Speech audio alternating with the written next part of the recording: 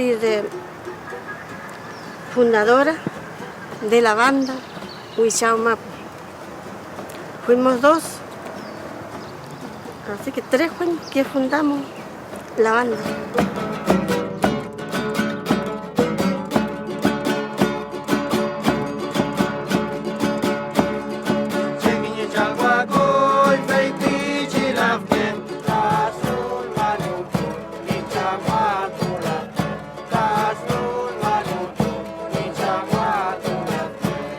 Surgió la idea de hacer música mapuche, una forma de expresar nuestros sentimientos, nuestra tristeza, nuestras alegrías, y así una infinidad de pensamientos que tiene uno como mapuche.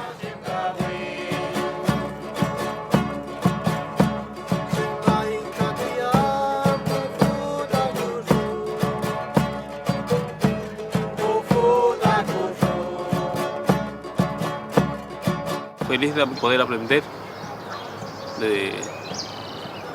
un poco más sobre nuestra cultura, porque en los colegios a uno le enseñan qué fue Lautaro, qué fue Caupolicán, pero de ahí no se sabe más de nuestra cultura.